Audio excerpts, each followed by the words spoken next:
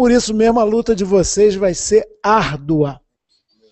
A tendência das últimas votações importantes na Câmara dos Deputados e no Senado Federal, seja de lei dos portos, seja de lei antidrogas, seja de mudanças constitucionais em relação à terra indígena, seja em relação à reforma agrária, todas elas, nos últimos tempos, sofrem influência de uma tendência conservadora que absolutiza o interesse do capital, tido como o único elemento que pode produzir para o país ordem e progresso, e minimiza, rebaixa os interesses dos trabalhadores, do povo brasileiro.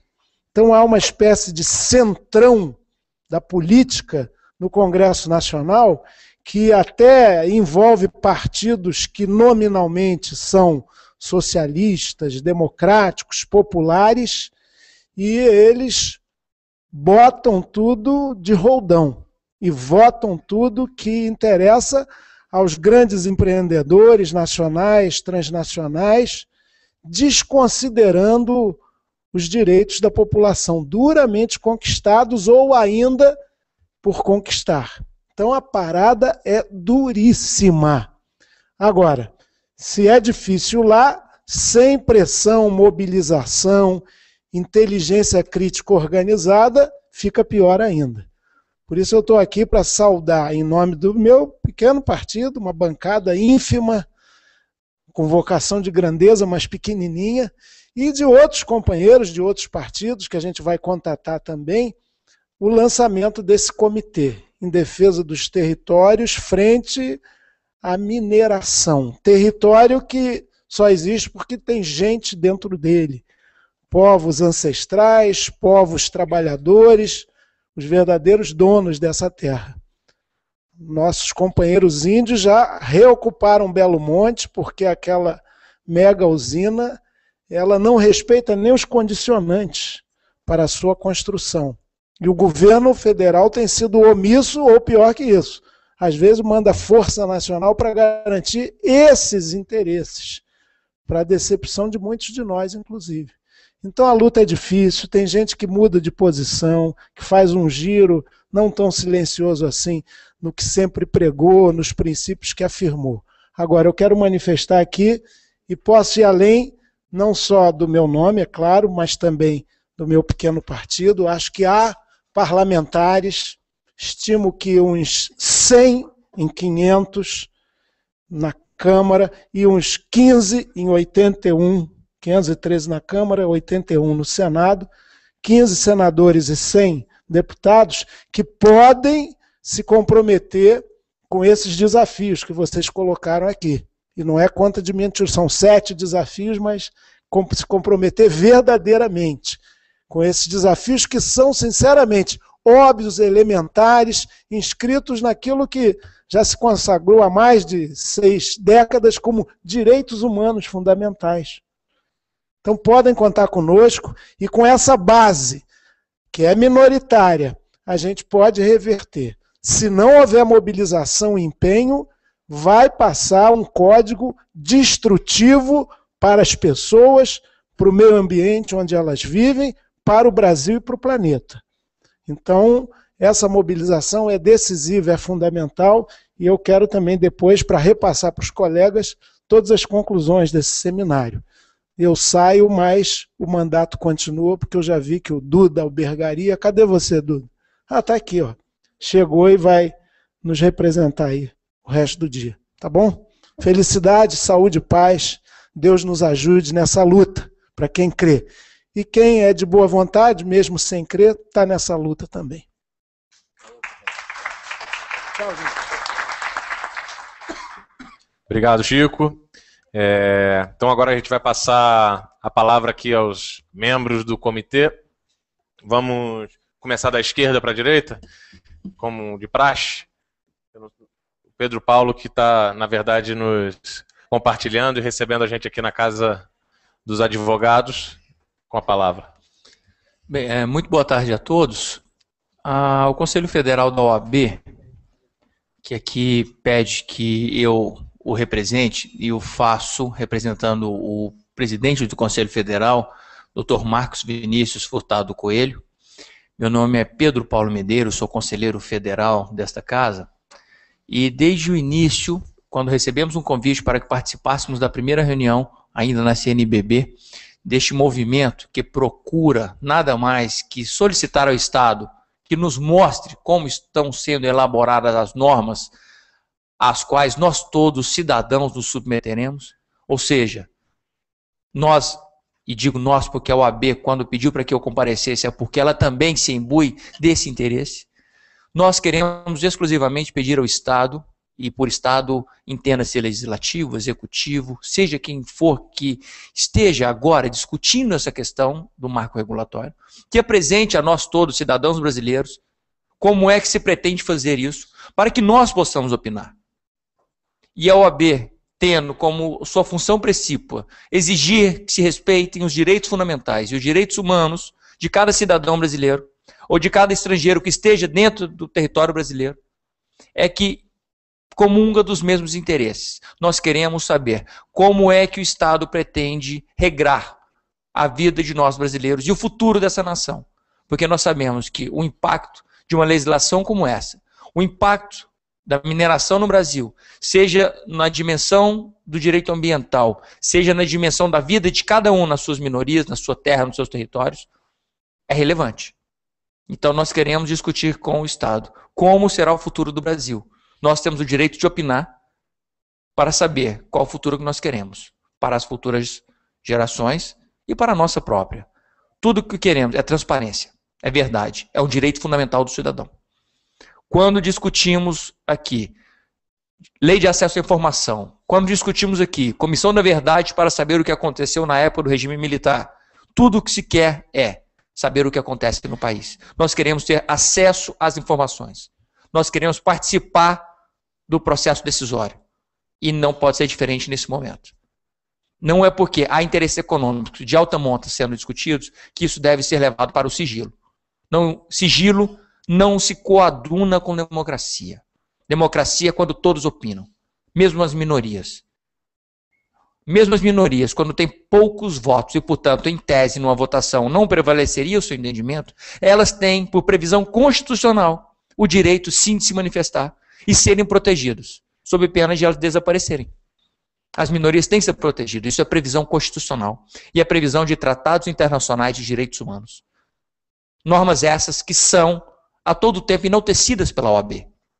Por isso, me encaminhando para o final, apenas quero fazer essa introdução e justificar o porquê de a OAB aqui estar. É porque a OAB defende os direitos fundamentais das pessoas. E o direito a discutir como é o futuro do país é o direito fundamental de cada cidadão. Daí porque, com muita honra, recebemos o pedido e o convite para que não só participássemos da primeira discussão, como que pudéssemos recebê-los aqui hoje. O presidente Marcos Vinícius Furtado Coelho é um humanista, daí porque ele prontamente atendeu a solicitação e pede que todos aqui recebam da OAB nosso caloroso abraço, nosso caloroso apoio e saibam que vocês podem contar conosco a todo tempo. Se nós temos espaço na mídia, vocês também terão, porque a OAB está de braços dados com todos aqui, querendo discutir o futuro do país. Contem conosco e queremos elogiar de forma muito profunda e de forma muito concreta o fato de vocês estarem aqui hoje se preocupando com o futuro do país. Todos largaram seus afazeres, as suas cidades, para virem aqui discutir. É bem certo que o resto do Brasil sequer tem a noção do que pode acontecer com eles, mas vocês estão se preocupando.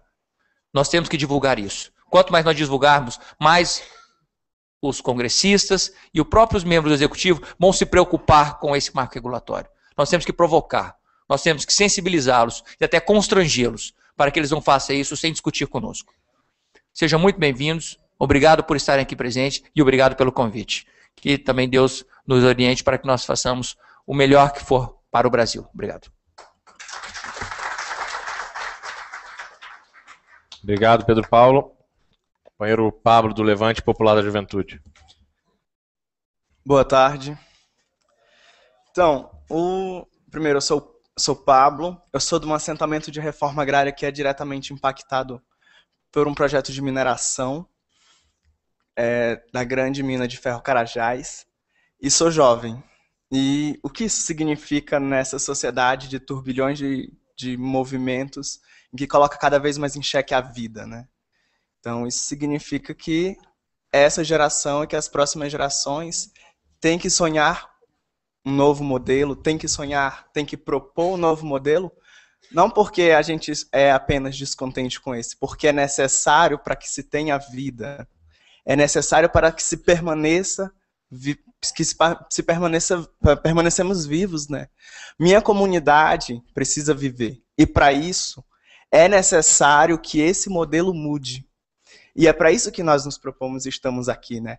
Esse comitê que está à frente de questionar e de propor alterações nesse código que vai trazer danos irreparáveis a essa geração, às próximas gerações, à humanidade, à nação brasileira, e toda essa cadeia do mineral negócio que se articula no país inteiro e que coloca as próximas gerações, né, em extrema risco, né? Então, a nossa tarefa aqui é de humanizar esse debate também, né? É de trazer presente os sentimentos, é de trazer presente que tem pessoas, que tem gente nesses territórios, que tem gente morrendo, principalmente jovens, sabe? E é esse o principal dano nas regiões que já são impactadas, né? A juventude está morrendo, se matando, morrendo sendo assassinada, morrendo sendo exterminada por esse modelo que negligencia a vida, que negligencia os seres humanos, que negligencia a natureza. E é na luta dessa projeto popular, essa democracia popular, que socialize com qualidade as terras, a água, os direitos, os territórios, em que a juventude está se colocando em marcha, né? Porque a gente não só tem o dever de fazer como a gente está fazendo. Nos territórios a gente está se colocando em posição. A juventude tem um lado, e é ao lado dos trabalhadores, é ao lado da classe trabalhadora, é ao lado que propõe um projeto popular para o Brasil, que de fato coloque ordem nessa bagunça que a barbárie do capital coloca nos nossos territórios, né? E com essas palavras que eu quero saudar a todos que vieram e a mesa e a nossa comissão. Obrigado.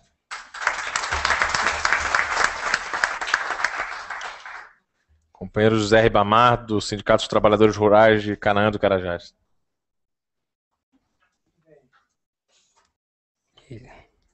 Muito bem, pessoal. Eu quero aqui, em nome de nossos trabalhadores e trabalhadoras rurais, dizer que nesse momento me sinto feliz de estar participando desse evento, desse movimento. E eu sou o José Ribamar, da Silva Costa, conhecido por Pichilinga. Sou presidente do Sindicato dos Trabalhadores Rurais, sou assentado pelo INCRA. Já tenho 30 anos em Canaã dos Carajás.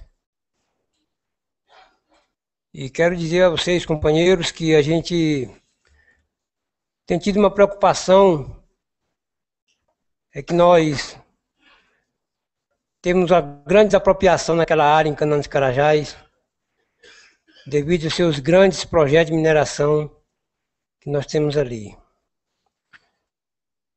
Sabemos que o projeto traz desenvolvimento, mas traz a miséria, traz a violência e traz a grande problemática para os trabalhadores da região.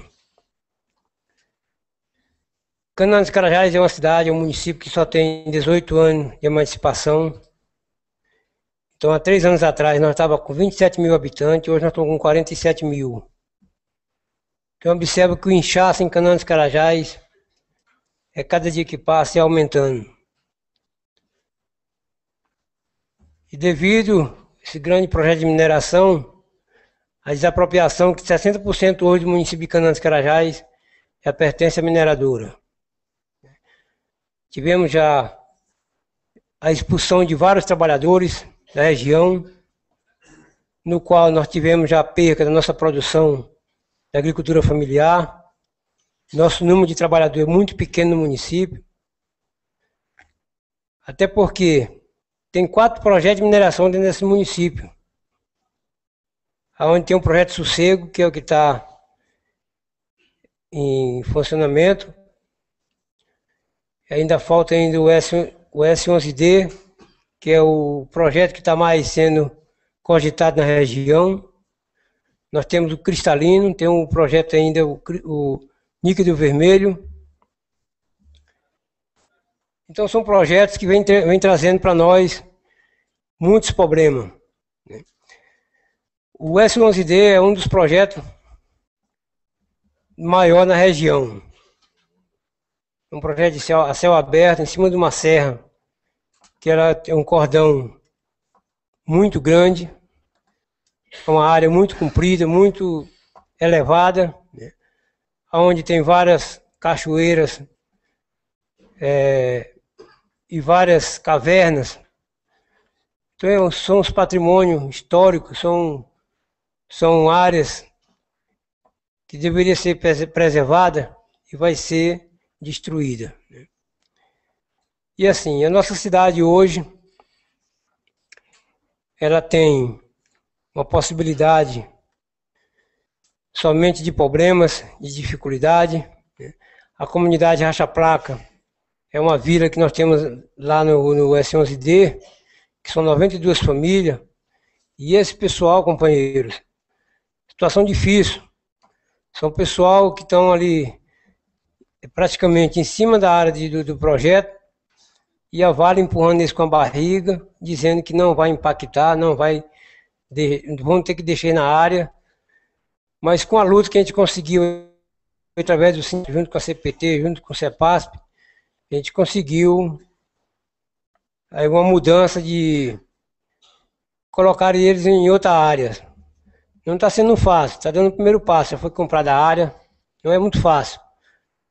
Mas eu quero dizer assim, que se é uma força dos trabalhadores, é uma luta dos parceiros que têm dado a força para nós aí, e que nós fizemos esse trabalho de ajudar os companheiros a lutar em Canaã dos Carajás por essa dificuldade que nós temos de ter essa mineradora no município, causando esse impacto, ainda como se diz, muito difícil na nossa região.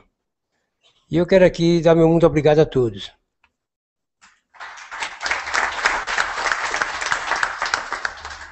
Obrigado, companheiro. Só para lembrar que a nossa atividade está sendo transmitida ao vivo, agradecer o pessoal da Pós TV aí, que está fazendo a cobertura ao vivo, está sendo transmitida pelo link postv.org. Então, se alguém estiver conectado, enviar o link para as pessoas, colocar nas redes sociais, que isso está sendo divulgado. O pessoal do Brasil de Fato, do IBASE, do INESC, que está divulgando esse link. Se bobear, tem gente assistindo a atividade agora ao vivo. Então, Jorginho, agora, do Movimento de Atingidos pela Mineração. Bom, boa tarde, companheiros, companheiras. Até pouco tempo, digo até anteontem, a gente podia questionar por que um debate tão importante como a mineração no Brasil tem tido pouca repercussão na imprensa e na sociedade como um todo. A economia em torno da mineração, ela movimenta alguma coisa como 4% do PIB nacional e responsável por quase 20% da nossa pauta de exportação. E algo dessa monta, dessa importância na economia, ter sido tratada como se fosse um objeto de debate secreto. Então, a primeira coisa que a gente tem que perceber é que o Estado Nacional, o governo e as empresas têm tentado transformar esse debate em algo que diz respeito apenas ao governo e às empresas, deixando de lado um conjunto imenso de populações, que inclusive se expressam nessa mesa, do acesso a informações que possibilitam o exercício da democracia. Então, a primeira questão que tem que ser levantada é que a forma como tem sido feito o debate acerca do Código Mineral em discussão é que ele é antidemocrático. Ele não tem construído instrumentos para facilitar o debate da sociedade acerca dos rumos que a política mineral vai tomar no Brasil. Um segundo elemento é de que, de novo, na história de 5 séculos desse país, os pobres são levados à margem do debate acerca de seu futuro. E, de novo, essa mesa expressa isso. Camponeses, quilombolas, ribeirinhos, mulheres, índios, pobres do campo, operários da cidade, estão à margem do processo de discussão acerca de seu futuro. Por isso, a ideia do debate em torno do nome do Comitê Nacional em Defesa dos Territórios frente à mineração, ele faz jus ao que se propõe a fazer. É que não existe democracia sem território. Não existe economia sem território. Não existe sociedade sem território. E o que está sob ameaça hoje, em vários pontos desse país, são os territórios. É a soberania dos povos e de nosso povo sobre o nosso território. E digo, não apenas a soberania do espaço local, a soberania do espaço nacional. A soberania nacional está em jogo no debate que se transita em torno do Código Mineral. Por isso que o debate não pode ser apenas o debate acerca do Código Mineral, mas acerca de que futuro aponta a política proposta pelo Estado e para as empresas multinacionais acerca da questão mineral.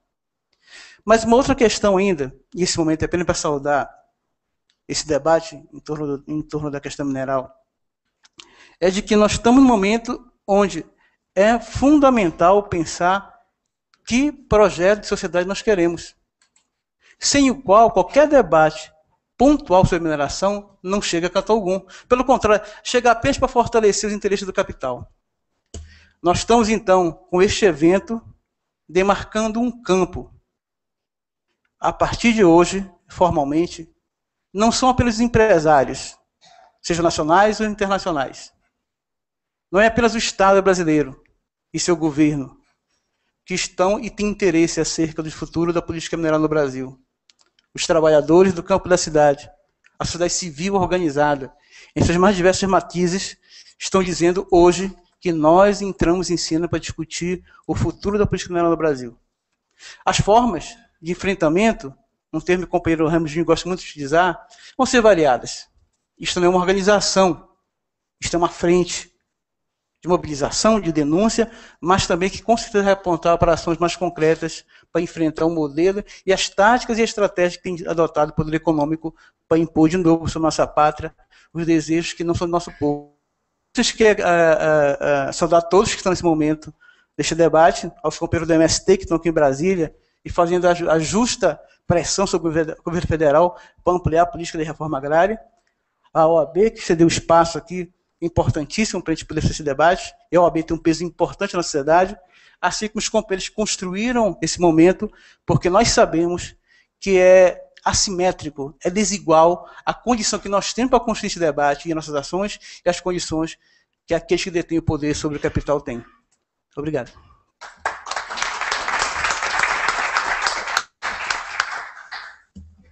Companheira Sandra da CONAC. Boa tarde a todos.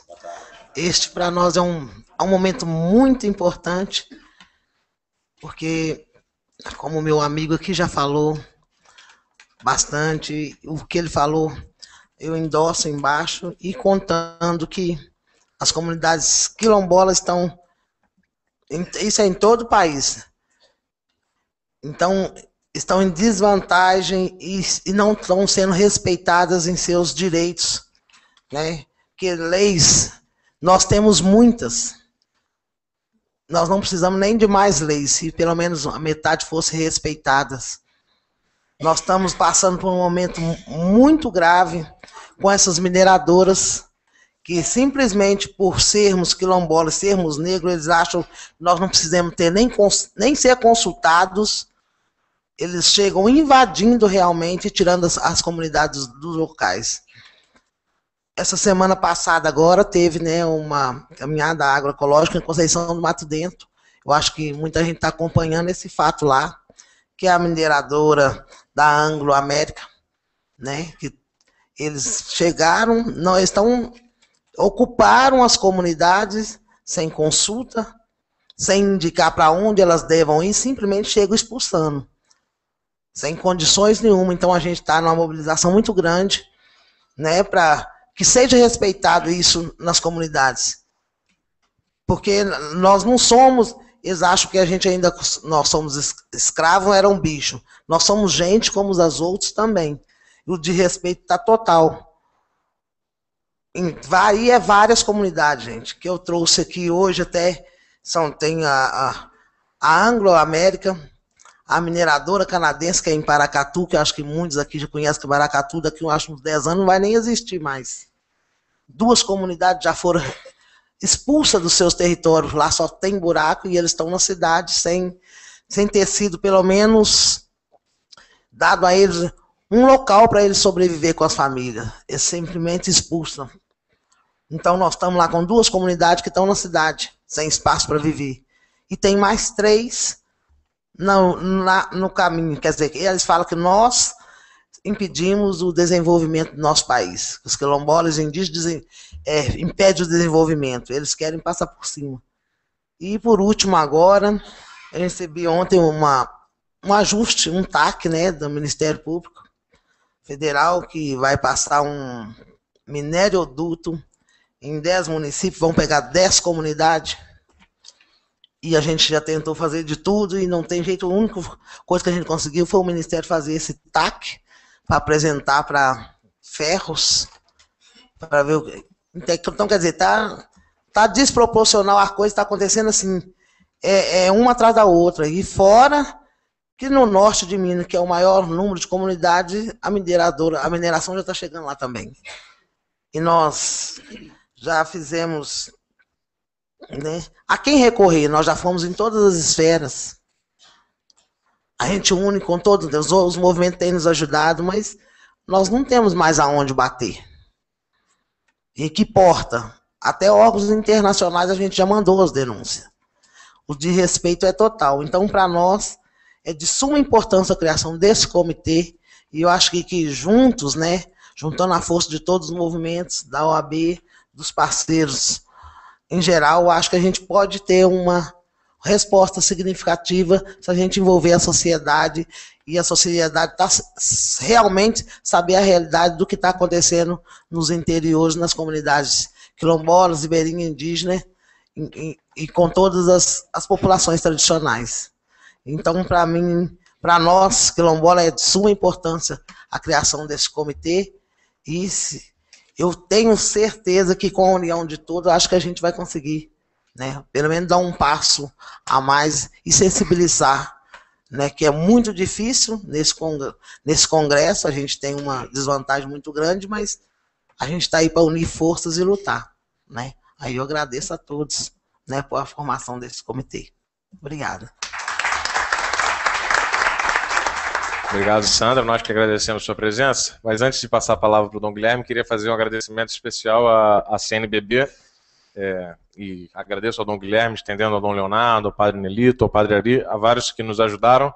Acho que a entrada da CNBB nesse nosso processo de discussão marcou muito a nossa capacidade de avançar e ampliar o nosso debate, né? A CNBB lançou uma carta, não sei se todos viram, uma carta importante nesse processo de debate, criticando esse modelo expansivo da mineração, defendendo os territórios, defendendo a natureza, e, ao mesmo tempo, convocou uma reunião nacional no dia 22 de março, que foi de lá de onde a gente tirou a ideia de lançar esse comitê, que foi de lá onde a gente começou a mobilização para chegar até aqui. Então, queria, acho que em nome de todo mundo, né, para que a gente chegou até aqui, acho que foi uma contribuição fundamental, agradecer a participação da CNB nesse processo, e em especial agora a do Dom Guilherme aqui conosco. Obrigado mesmo.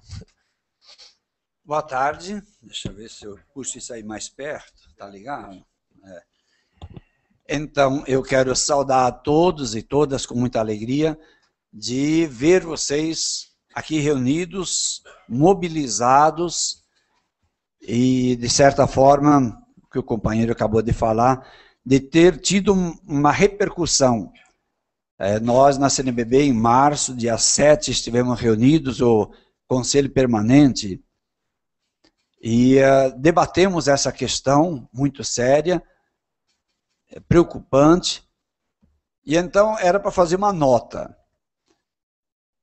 como normalmente a CNBB faz notas.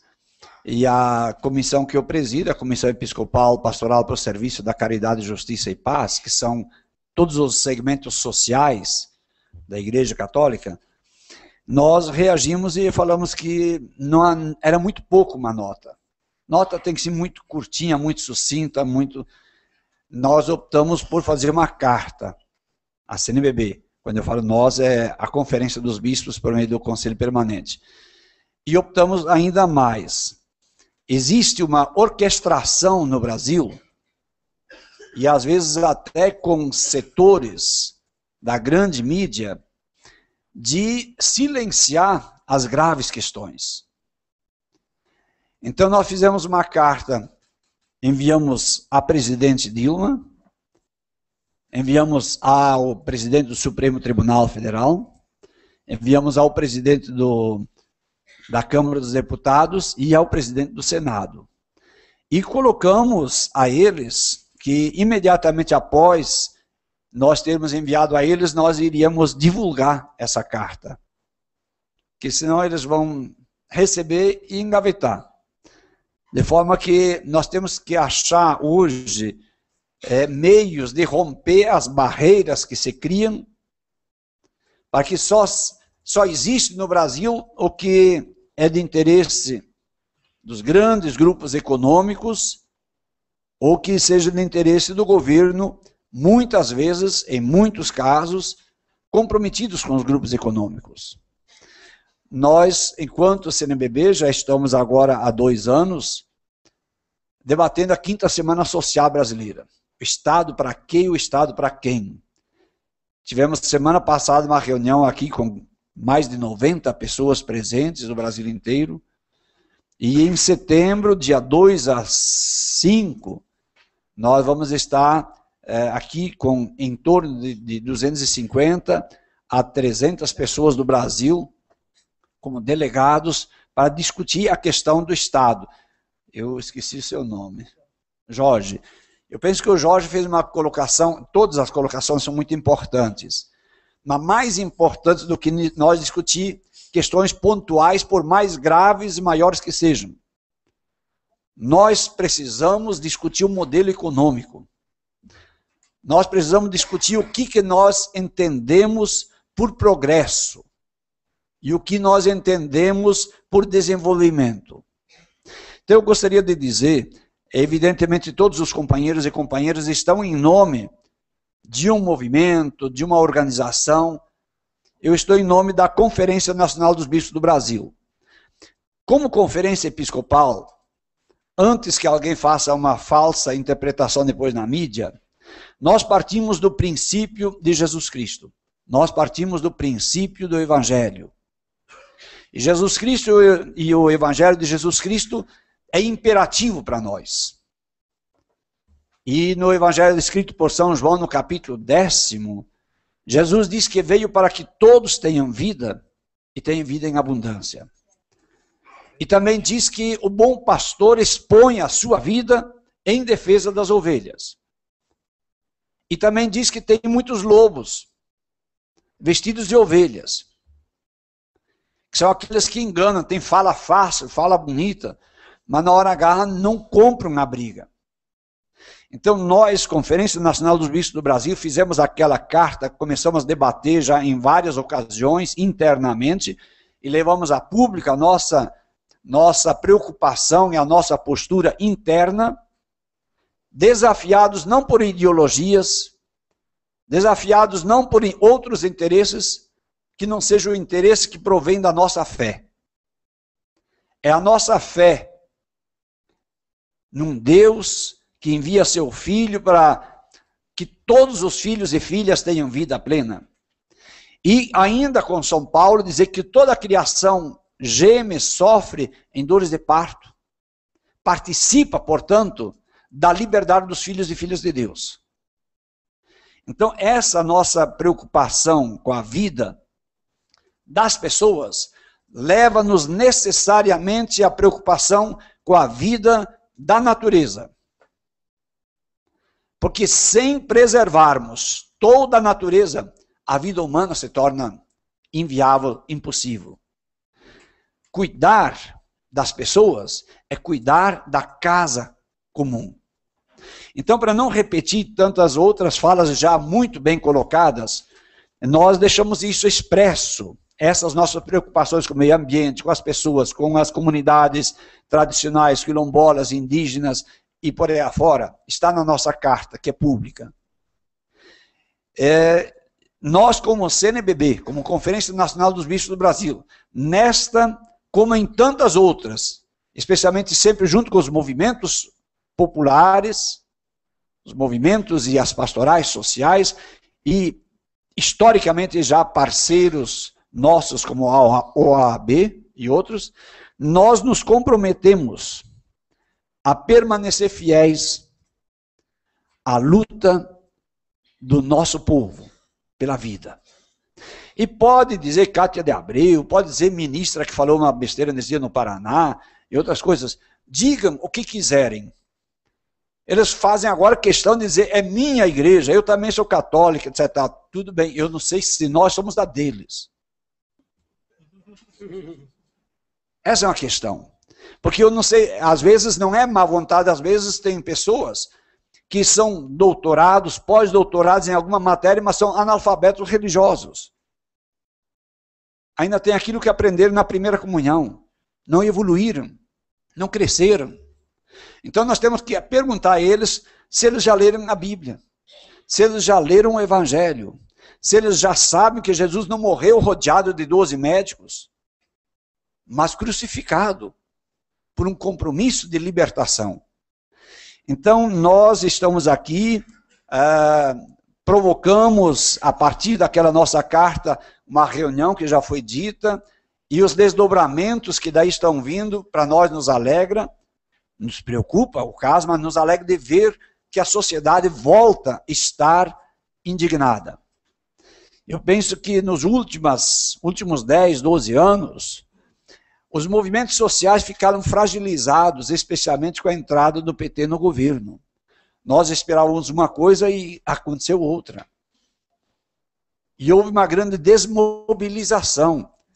Essas questões, elas devem nos mobilizar para juntos abraçarmos a questão, para exigirmos que o governo discuta conosco, com a sociedade brasileira, coisa que é tão vital. Nós não podemos entender como progresso e como desenvolvimento apenas a dimensão da geração de dinheiro. Daí a pouco nós vamos ser a quinta, a quarta, a terceira economia do mundo, ou o planeta Terra tem dinheiro como nunca teve, mas não terá condição de vida. Então que nós sejamos essa voz que clama pela vida, para que ainda possamos sonhar com futuras gerações, a continuar no ritmo que está, o que é hoje entendido por desenvolvimento e progresso. Nós não temos muito tempo de vida na Terra. Estão aí tantos desdobramentos, aquecimento global e todas aquelas outras questões que nós sabemos. Daí a pouco eu discutia isso domingo de noite com um fazendeiro na região de Catalão. Falei, eu quero saber quando o veneno que você está hoje lançando aqui na sua fazenda de avião, quando ele chegar no aquífero do Guarani, você estará ajudando a envenenar as águas do Brasil inteiro quase. Temos algumas bacias um pouco excluídas disso. Então nós precisamos abraçar a questão, agora sim, de querer participar do marco regulatório da questão da mineração. Mas nós temos que voltar, nos mobilizar como o Brasil, porque quem tem o verdadeiro poder de uma nação, não só do Brasil, é o povo. E nós temos que monitorar aqueles que estão em nosso nome, eles têm que fazer a vontade do povo, e não a vontade de pequenos grupos que pagam muito bem para que eles estejam lá.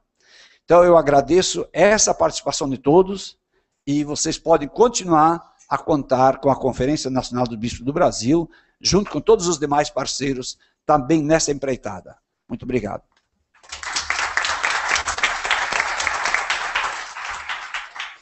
Obrigado, Dom Guilherme. Está circulando uma lista de presença. É muito importante que todo mundo assine e faça ela seguir adiante para a gente depois, inclusive, circular o quão representativo e forte, pleno, está esse nosso encontro aqui. Então, a Moema, que está ali, ó, com o bracinho levantado, ela ajuda a circular, seja onde ela estiver. Agora, o professor Rodrigo Santos, da Universidade Federal de Juiz de Fora. Boa tarde a todos. Bom, eu estou aqui hoje como representante da Universidade Federal de Juiz de Fora, mas eu me sinto cumprindo um papel que é da academia brasileira em geral, né? Eu acredito que a universidade tem o dever de contribuir para debates que são relativos ao interesse público. E a mineração, talvez mais do que qualquer outro setor hoje no Brasil, é uma questão fundamental de interesse público.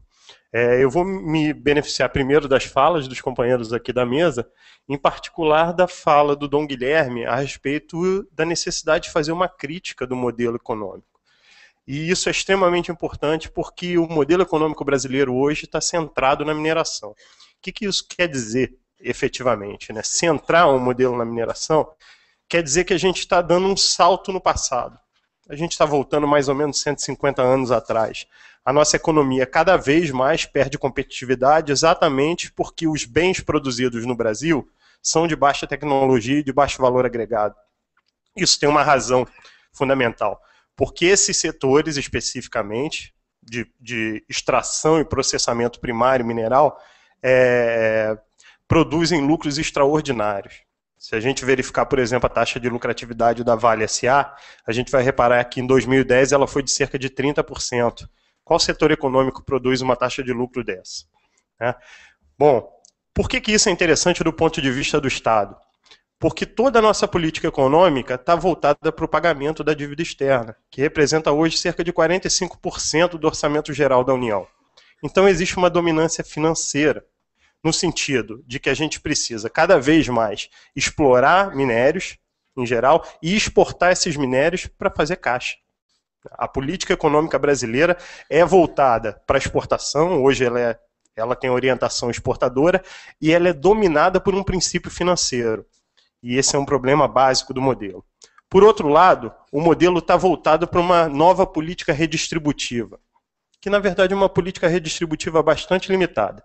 Se a gente paga 45% do orçamento geral da União em dívida, a gente está destinando mais ou menos 4% desse orçamento para a saúde.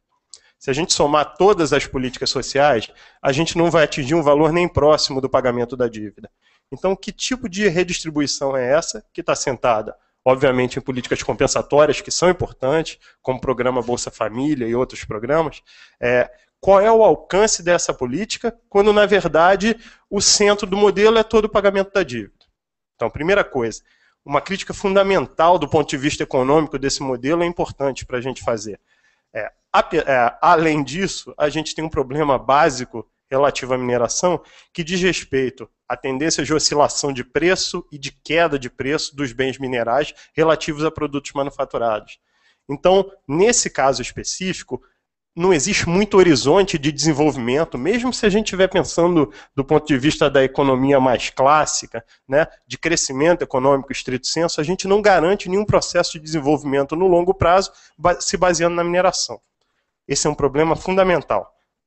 Considerando que hoje o modelo está todo centrado na mineração, e aí mineração em sentido amplo, a gente está falando de exploração de petróleo e gás, por exemplo, também, né, a gente tem que falar um pouco de que a mineração não se dá num espaço abstrato, né? Ela não opera só nas bolsas de valores, embora esse seja um elemento fundamental para a gente entendê-la. Ela opera efetivamente nos territórios.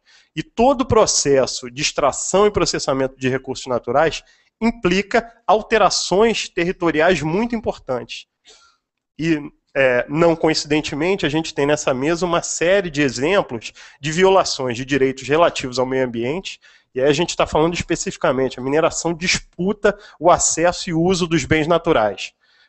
Então, vamos colocar isso concretamente? Água e terra estão em disputa nesse momento no Brasil, né? Em grande medida, principalmente na Amazônia, esses bens têm sido coletivos desde sempre, e eles estão se tornando privados a partir da intervenção da mineração. Bom, a gente tem processos de violação de direitos humanos gravíssimos nesse setor. E aí, de novo, os exemplos dizem respeito à expropriação, desapropriação e muitos outros tipos de violência contra espionagem agora, né, que, bom, a gente não cansa de apresentar coisas novas nesse repertório, né, e outras formas de violência contra comunidades. E uma coisa que a gente não pode deixar de falar, em geral, o processo de intensificação de extração de recursos naturais vinculam também violações muito sérias de direitos trabalhistas. E aí a gente tem um representante do setor sindical aqui que pode deixar isso bastante claro, o que está acontecendo do ponto de vista da saúde e segurança do trabalho dentro das minas e da cadeia produtiva da mineração como um todo, né? Bom, para finalizar, a gente tem se preocupado muito como o novo Plano Nacional de Mineração, né, o marco regulatório da mineração como um todo, que tem, no único documento que se tornou acessível para a sociedade, Plano Nacional da Mineração 2030, uma diretriz muito claramente autoritária e uma outra bastante produtivista. Então, o foco do governo nesse momento, considerando que a mineração é tão central, é aumentar a produção mineral. E considerando que ela vincula violações de direitos bastante sérias, silenciar a voz da sociedade civil organizada. Então, o caráter antidemocrático da passagem de um novo Código da Mineração está completamente vinculada ao problema da mineração como um elemento central da nossa estratégia econômica e, ao mesmo tempo, o fato de que, irreversivelmente, se amplia a extração mineral no Brasil, com os marcos, não só o marco regulatório da mineração, mas nos marcos institucionais que, por exemplo, coíbem direito de reunião, hoje com interditos proibitórios e coisas do tipo, nesse marco específico, o que se intensifica não é só a extração mineral, mas fundamentalmente o conflito socioambiental no território. Se a gente amplia 4, 5 vezes a extração de um mineral, a gente está falando que o conflito no território vai se ampliar 4, 5 vezes ou mais do que isso. Então, obrigado pela atenção, foi um prazer participar dessa mesa.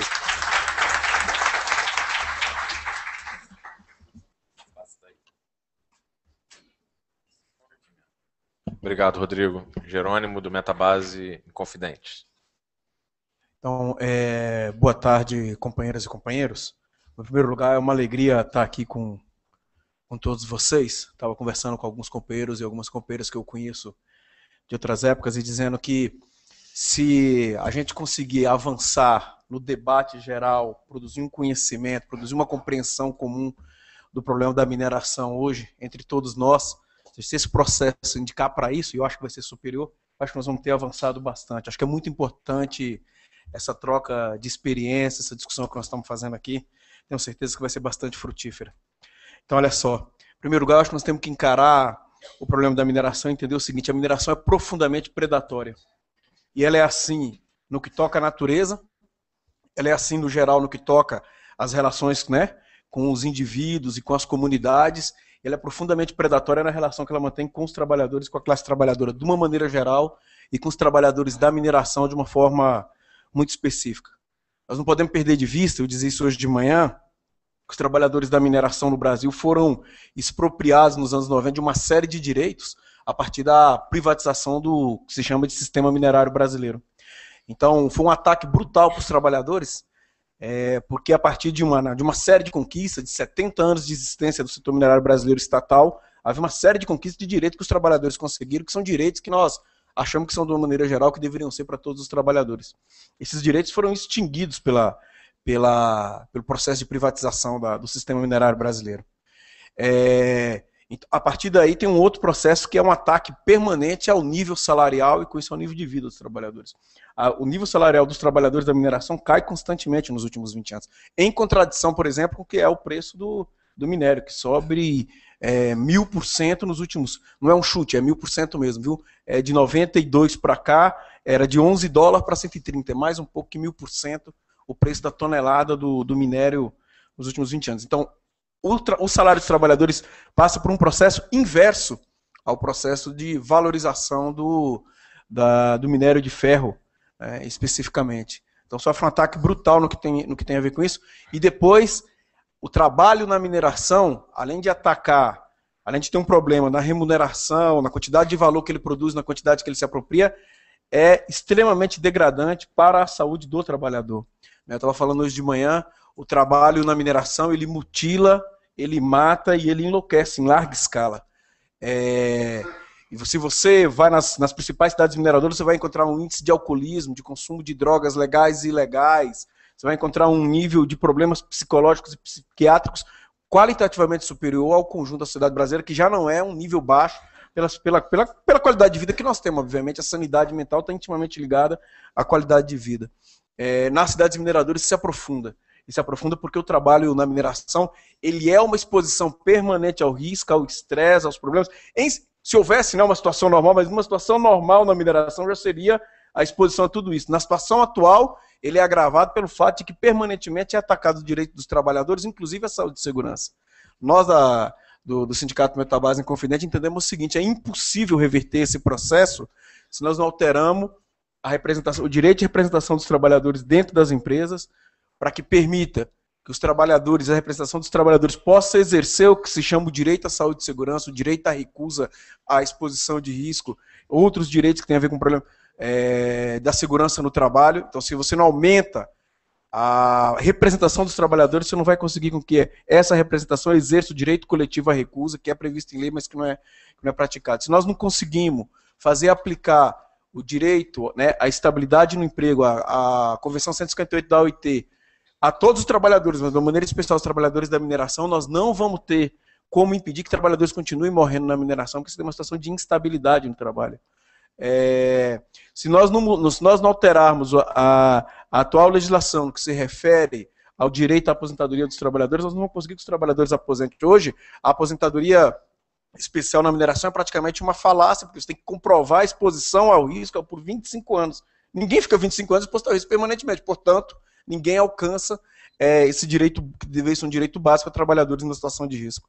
Então, é necessário travar uma luta duríssima para garantir um mínimo de direitos trabalhistas, para que a força de trabalho não se destrua com a rapidez que está sendo destruída dentro do sistema minerário brasileiro. Acho que isso é um aspecto que nós queríamos tocar. Depois existe um outro aspecto que eu queria dizer para vocês, que é mais amplo. Acho que esse é especificamente dos trabalhadores, tem um problema mais amplo. E aí, seguindo aí o sendeiro, o caminho do meu amigo Jorginho, né? Olha só, nós achamos que tem dois problemas fundamentais na mineração que nós temos que enfrentar. Um é o problema dos royalties da mineração. A mineração deixa menos dinheiro para o Estado brasileiro do que o petróleo, que ainda é quase estatal, né? As privatizações dos postos de petróleo nas últimas semanas, mas enfim, mas o petróleo nesse país deixa mais dinheiro para o Estado brasileiro do que a mineração. Nós achamos que isso tem que ser invertido. Nós achamos que a mineração é altamente predatória e ela tem que deixar dinheiro para o Estado, porque o Estado, inclusive, compense e reinvista nos setores prioritários desse país, primeiro. Segundo, nós achamos que para começar um debate estratégico sobre a mineração tem que discutir a reestatização do sistema minerário brasileiro. A privatização do sistema minerário brasileiro foi o que nós podemos chamar de um roubo. Eu vou dar um exemplo, vou encerrar com isso dizendo o seguinte: a CSN foi vendida por 1 bilhão e 100 milhões de reais. Ela teve, no ano seguinte, um faturamento de 1 bilhão e 300 milhões. Um ano depois, ela faturou mais do que ela tinha sido vendida no ano anterior. Detalhe, o BNDES patrocinou a venda da CSN. Ele emprestou dinheiro para o consórcio comprador e o consórcio comprador pagou com moedas podres que valeu a metade do que da venda. Então foi comprado por 500 e poucos milhões, de fato, e com dinheiro do BNDES. Foi um roubo, isso tem que ser revisto, nós temos que abrir esse debate. Nós queremos discutir isso, nós sabemos que é um debate amplo, nós não temos pressa, nós estamos aqui para conversar, para chegar aos acordos e para lutar juntos. Nós estamos muito felizes de estar reunidos com todos vocês, nós vamos seguir, com certeza, junto nesse caminho, discutindo todos esses problemas. Muito obrigado, companheiras e companheiros. Obrigada. Teve uma substituição rápida aqui da mesa. O Carlos precisou sair só um instantinho, já está voltando. A gente passa a palavra para a Anacleta. Gente, boa tarde. E, assim, quem me permite, os companheiros, eu gostaria de fazer assim um pouco também a fala deles. Eu gostaria de iniciar minha fala com duas palavras. Uma é fé e outra é acreditar. Então, para mim, assim, esse momento aqui ele vai ser ímpar, Como a gente viu na fala de alguns companheiros, que esse governo que está, ele enfraqueceu os movimentos, Todos nós, acredito eu, que a gente está sentindo isso, não é? Mas quem tem fé e quem acredita, ele faz mudança. Então, assim, eu estou aqui, né, também com uma função de representar o Maranhão, não é? Também sou de um território quilombola, uma comunidade quilombola, atingida também pela Vale, né? Vocês sabem também que é uma empresa, e assim a mineração. E lá no Maranhão, hoje, já reconhecida, temos 23 municípios. Isso do que se sabe, porque quando a coisa fica lenta, a gente tem dificuldade de se aproximar da realidade, né, de muitos companheiros. Então, assim, é muito difícil, mas não é impossível. Então, eu acredito que nós, aqui nesse momento, a gente vai estar trocando muito conhecimento um com o outro, trazendo mais, aproximar mais, não é? Meios de que a gente possa estar saindo daqui com peças fundamentais para que a gente possa estar fazendo um enfrentamento. Eu costumo dizer já nas minhas falas, como o companheiro falou que ele mora há 28 anos em uma comunidade, e eu tenho como movimento social já há 29 anos também, e assim, eu costumo dizer que nós já tanto escrevimos, não é? Que ajudamos a construir tanta coisa. E hoje nós fazemos uma reflexão e temos que fazer uma nova construção de uma sociedade. E a sociedade é essa que queremos. E só nós vamos poder transformar isso quando nós tivermos consciência do porquê uma nova sociedade. Porque a gente vê falando transparência, transparência. A gente constrói, como se planta a planta, e na hora de comer, os irmãos não aparecem, não é verdade? Então, nós temos que, a partir desse momento, acredito eu, se fortalecer, né, daquele enfraquecimento que há 10 anos a gente perdemos força, para que a gente possa fazer, sejamos um agente multiplicadores, porque assim, essa mineração, ela não está só no nosso Brasil, a gente sabe disso, né, ela está em outros países. Prova disso, eu já tive a oportunidade, não é, de sentar com outros países, né, que tem também essa mesma perseguição, e a gente se preocupar com uma palavra que saiu linda, vida. E quando é que a gente vai ter vida se a gente não para fazer uma reflexão do que está em jogo? A gente já passamos por vários processos, né, de capitalismo. A gente via uma época das máquinas, a máquina valia tudo. Uma época, a terra valia tudo. Hoje, o que está em jogo o término de uma vida que nós temos que pensar muito com afinidade nisso, que é o quê? Água, não é? Estão acabando com a água, estão acabando com a terra. E nós vamos viver aonde? Não é? Se nós somos 70% água, se acaba com essa água, como é que fica a situação? Então, isso para nós mostra que houve um desequilíbrio, não é? Humano, não é? Tudo foi trocado por minério. Tudo foi trocado por minério. E a gente temos que estar, neste momento, como eu já disse, é um momento ímpar, pensando mais de que forma construir, não é, novos caminhos para que a gente possa fazer um enfrentamento com êxito. Não vou me alongar muito, porque também uma palavra que eu estou falando assim, é que nós já escrevemos tanto que estamos cansados. Hoje nós estamos precisando de ação.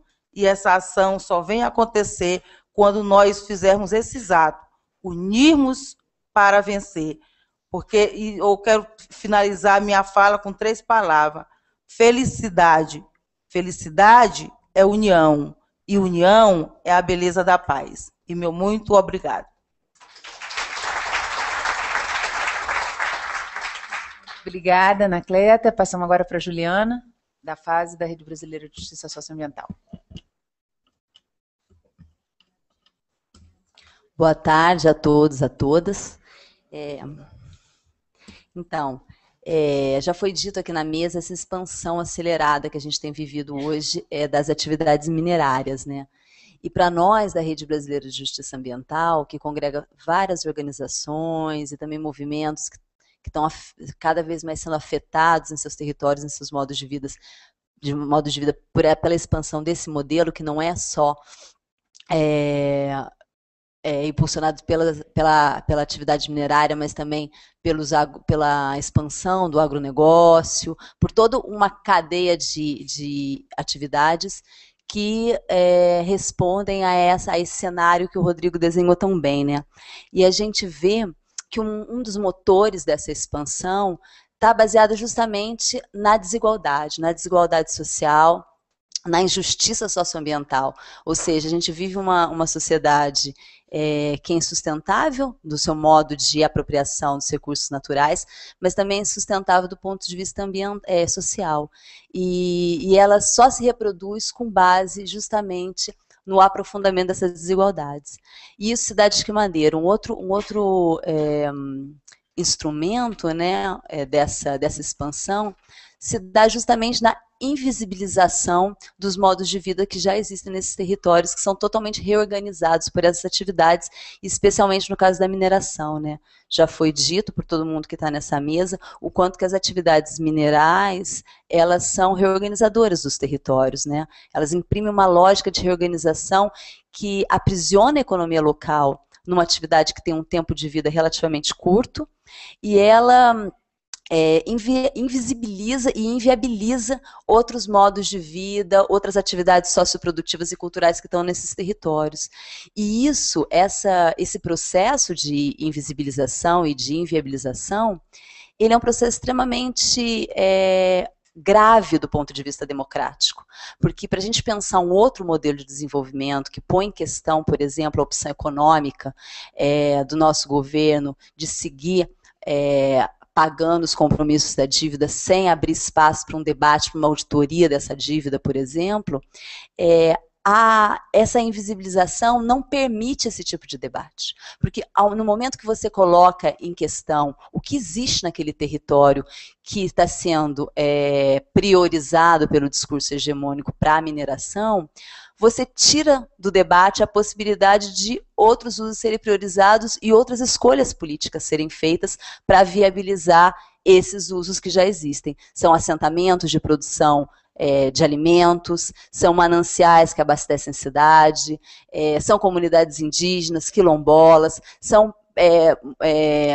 comunidades que vivem em áreas periféricas, que recebem a siderurgia, que recebem as plantas produtivas mais poluentes, porque a atividade mineral é uma cadeia, né, que por isso reorganiza todo o território, e o horizonte dela, de uma atividade tão curta, e que no Brasil está sendo priorizada para exportação, para atender essa política econômica, né, esse horizonte curto, ele tem como consequência uma reorganização dos territórios e uma perda de culturas, de modos de vida, de estratégias, inclusive, que apresentam alternativas a esse modelo insustentável de sociedade que a gente vive.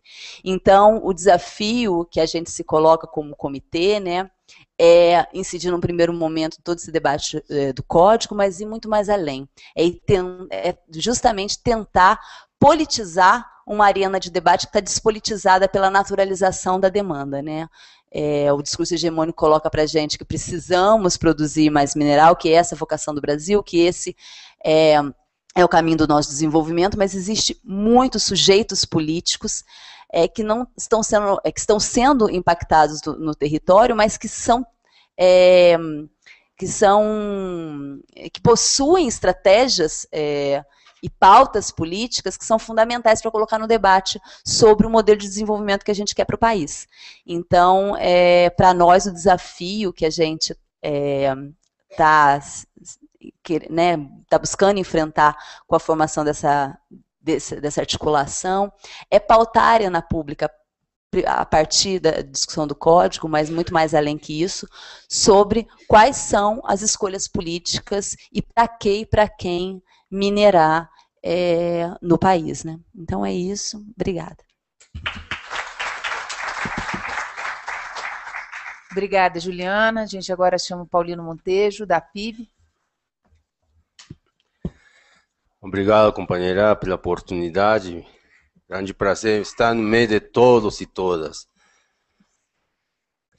Em boa hora, A gente constitui este Comitê Nacional e acho que o nome em defesa dos territórios frente à mineração é oportuno, porque nós sabemos que na lógica da expansão do capital, os territórios estão desabitados e precisam ser ocupados.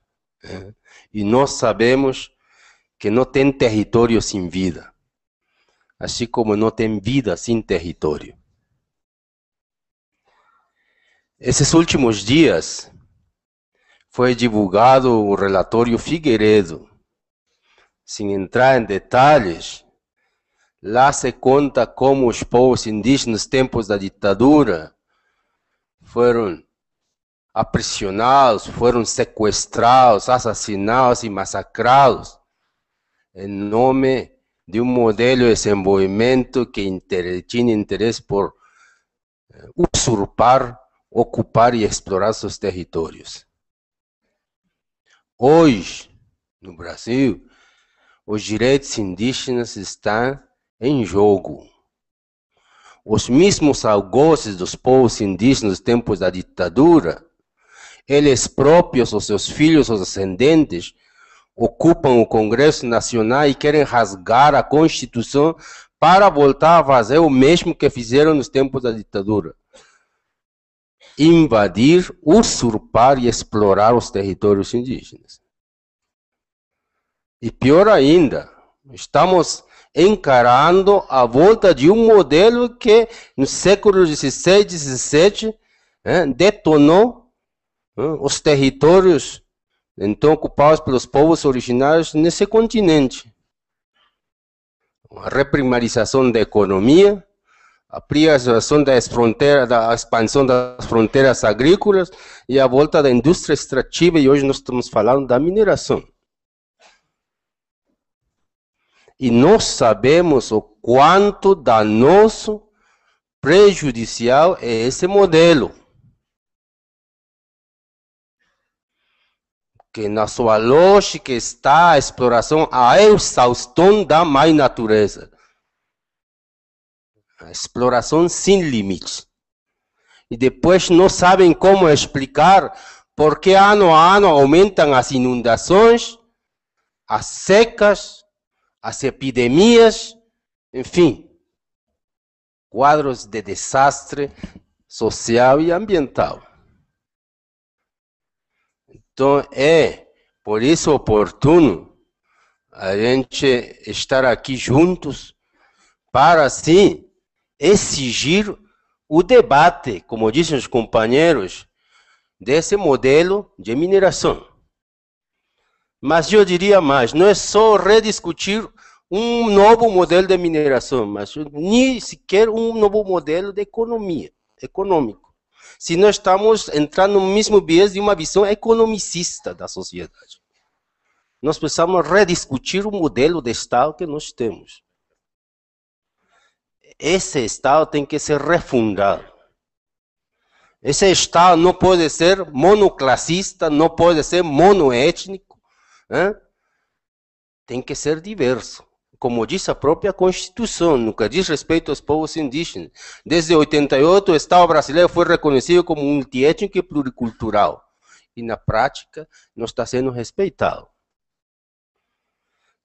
Agora, olha, como dizem os companheiros, ainda bem que nossa discussão hoje de manhã já começou para entrar uma clareza de conteúdo. Não podemos nos restringir ao Código de Mineração, não podemos nos restringir ao tema da expansão mineral e todo o seu ciclo. Porque, se você repara, a mineração vem de mãos dadas com um modelo de mega infraestrutura em todos os aspectos. Como você vai escorar o minério se não tem portos, se não tem hidrovias, se não tem rodovias, se não tem linhas de transmissão, se não tem grandes usinas que geram energia? Então, os impactos sobre os territórios são imprevisíveis. São imprevisíveis. E esse é o modelo que está em jogo. E não é só defendido pelos ruralistas, pelos representantes do agronegócio, das mineradoras, das madeireiras, enfim, no Congresso Nacional, inclusive pelo Executivo. É uma opção de modelo que está em questão. Por isso que eu fiquei feliz de ouvir os companheiros da juventude, até os mais velhos, dizendo que nós precisamos discutir, sim, o modelo de nação que nós queremos. E um direito, no caso específico dos povos indígenas e tribais, a Convenção 169 estabelece, tem direito a participar na discussão, na formatação, na implementação e na avaliação dos programas de desenvolvimento regional e nacional. E não simplesmente de pedir já o consentimento depois que os programas estão fechados, inclusive com licitações já direcionadas para a empreiteira X, Y, etc. Lamentavelmente que isso não só acontece aqui, acontece na América Latina, inclusive com financiamento do BNDES, o suposto Banco do Povo, fazendo estragos em outros ambientes, em outros países. Entendeu? Então, companheira, eu acho que é oportuno, então, essa iniciativa, né? Vocês sabem, o caso dos povos indígenas, hoje, não quer dizer que sejam os únicos, como nós tínhamos hoje de manhã, na disputa e ocupação dos territórios, está em jogo os direitos dos povos indígenas, dos quilombolas, das comunidades tradicionais, dos pequenos agricultores, dos companheiros da agricultura familiar, enfim, e de todos os impactados por esse modelo econômico. E nós precisamos estar juntos. Hoje no Congresso Nacional está para ser votado o projeto de lei 1606 de mineração em terras indígenas, que está pretendendo descancarar a forma da mineração em terras indígenas, a entrada gradual de mineração e ainda negando absoluta e totalmente o direito dos povos indígenas a recusar ou não a mineração. Porque se eles não quisessem, um comitê deliberativo irá dizer qual é o modelo melhor para eles. Ou seja, como disseram os companheiros, lamentavelmente estamos encarando um Estado autoritário, por isso recusa socializar uma proposta de código de mineração com a sociedade. Assim como querem empurrar a goela abaixo os modelos, os distintos empreendimentos, que é o que está acontecendo em Belo Monte. E não é simplesmente por maluquice, simplesmente revolta, transtornados que vão lá ocupar, não. Os índios estarão sempre apostando, inclusive, em rifar a própria vida para defender a mãe natureza. Porque não é brincadeira. Qualquer empreendimento dessa natureza vai impactar lagos, rios, não só vidas humanas, florestas, micro-organismos, etc. É a vida, é o universo que está em jogo, o planeta que está em jogo. Não é então simplesmente de uns supostos, como dizem, de uns supostos líderes que estão lá. São dirigentes mesmos que estão defendendo seu território, a mais natureza, a mais terra. E estamos chamando a atenção aqui a solidariedade de todos vocês, porque já foi autorizada a reintegração de posse, e o governo tem condições de usar a força em Belo Monte, até porque tem um decreto que sustenta essa decisão. O decreto 7957, que estabelece o uso das Forças Armadas para qualquer ação de proteção do meio ambiente. Na verdade, é o repleto da repressão. E está para ser aplicado lá em Belo Monte hoje. Lá estão os parentes resistentes, nós precisamos nos juntar, apelar para todos os órgãos do Estado para que haja bom senso para evitar qualquer desgraça já em Belo Monte, que se o governo não souber conduzir essa questão, isso vai se replicar porque muitos, só na Amazônia tem mais de 80 grandes empreendimentos previstos, pelo menos 30 hidrelétricas. Isso sem contar com os empreendimentos minerários que estão em curso. Então, parabéns para todos nós, agradecemos a oportunidade de estar juntos e esperamos que, de fato, de aqui saiamos com um plano de ação contínuo, permanente, muito além do código, muito além do modelo de mineração, mas sim em bem dos povos, dos cidadãos, das cidadãs desse país, que têm tanto direito quanto os que detentam o poder econômico e político da nação brasileira. Obrigado.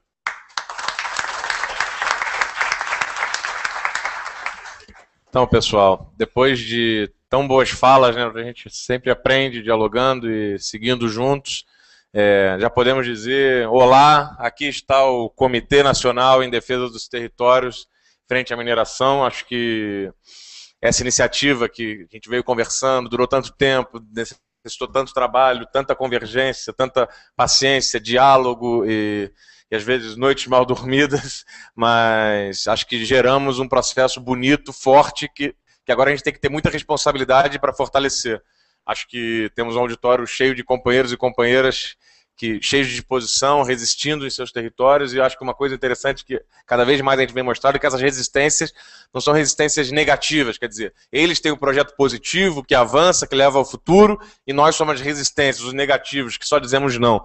Acho que em nossos nãos, em nossa resistência, tem um projeto, tem um futuro, tem uma positividade bonita, diferente, que respeita a natureza, que respeita as comunidades, que respeita a maneira da gente se relacionar. Eu acho que essa mesa aqui, todos vocês que estão também aí participando, construindo junto, fazem parte desse processo. Então, eu queria parabenizar, agradecer muito a todos que vieram a essa iniciativa, o pessoal da mesa, os que estão aqui, porque eu acho que a gente tem tudo para fazer, como disse o Jorge, construir mais uma voz, né? Antes tinha só a voz das empresas, a voz do governo. Acho que agora a gente pode dizer finalmente que existe mais uma voz nesse debate e que não é só um debate sobre o Código Nacional da Mineração, que é um debate, sim, sobre o modelo minerário brasileiro, mas mais além sobre o modelo geral de desenvolvimento que a gente vem adotando no país, e tomara que daqui para frente a gente consiga avançar mais, fazer uma nova reunião onde a gente aprofunde os pontos que a gente está colocando, criemos novos pontos, dialoguemos sobre os pontos que os companheiros estão trazendo agora e conseguimos trazer mais e mais gente para fazer esse processo, porque além de boas ideias, eu acho que a gente vem tendo, deu para ver na qualidade do debate que a gente colocou aqui, a gente precisa de companheiros e companheiras para dar carne, osso, sangue a essas ideias e levá-las adiante. Então, acho que conseguimos um importante passo hoje, acho que nada está ganho, né? Acho que uma das coisas importantes nas lutas é saber que elas são prolongadas, que é necessário perseverança, que é necessário insistência, que é necessário manter a unidade, mesmo nos momentos mais difíceis, mas acho que hoje, sem dúvida nenhuma, demos um passo importante e temos que seguir adiante. Então, mais uma vez, muito obrigado, vamos juntos, que acho que estamos num bom caminho. Valeu, vamos adiante.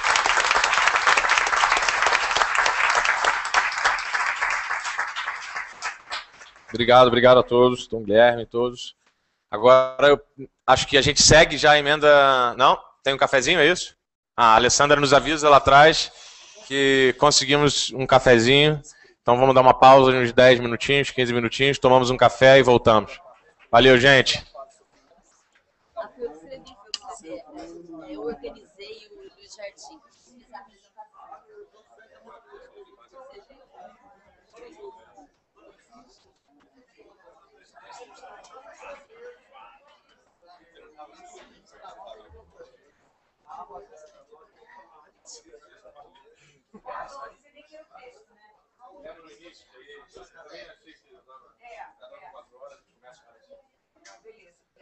Depois nós vamos deixar algum dos nossos representantes aqui. Eu vou ter que me agradecer. Tudo bem. Muito obrigado pela presença. Foi ótimo. Comendo? Comandante comendo, general?